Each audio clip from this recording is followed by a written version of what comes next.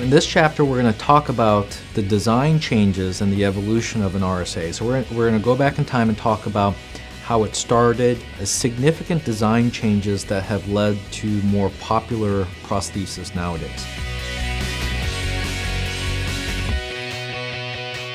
The reverse shoulder replacement was originally designed by French surgeons.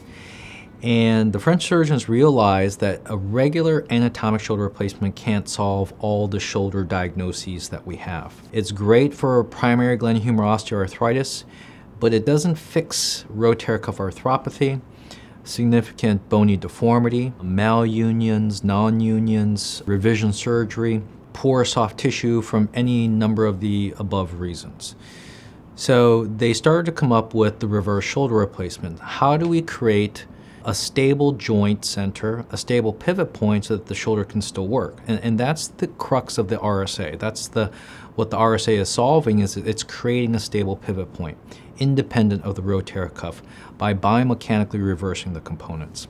If you look at the original French design, it's very interesting. In my mind, I think of it as a true reversal of components. The ball goes on the socket goes on the ball. However, the natural shoulder has a big ball and a small socket. And what they actually did is do a small ball and a big retentive cup or socket. And what's interesting is that they put the center of rotation pretty much where an anatomic shoulder replacement would be, which is really at the center of the humeral head.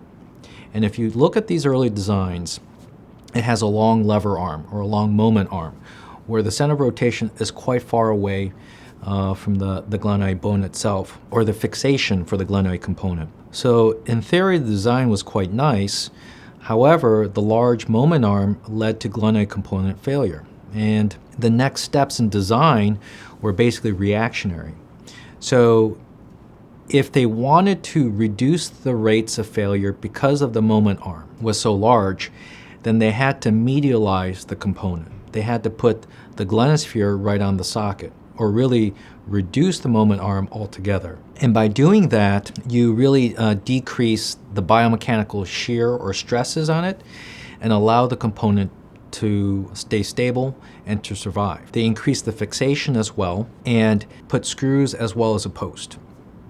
Now, if you medialize the glenosphere component, the deltoid or the actual shoulder is at a relative mechanical disadvantage. It's collapsed, so to speak, from a lateral to medial direction. And because of that, they basically had to cut the head at 155, or the neck shaft angle at a much more horizontal angle, in order to tension the humeral component. And they're distalizing or placing the component inferiorly in order to retension the deltoid. By doing that, they are able to recreate the tension and keep the tension that the shoulder replacement needs in order to function well.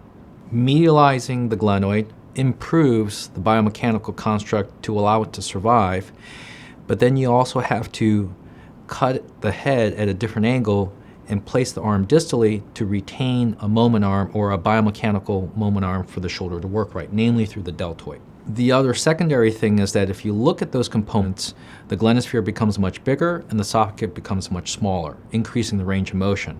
So for this next step from their original designs, it really improved a lot of things. However, as we'll see, it did create some subtle differences and some subtle issues that could be potentially improved.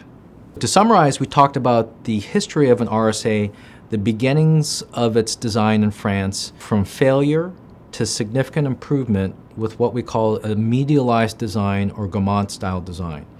In our next chapter, we're going to talk about how an American influence took that medialized design and changed it to hopefully make it a bit better.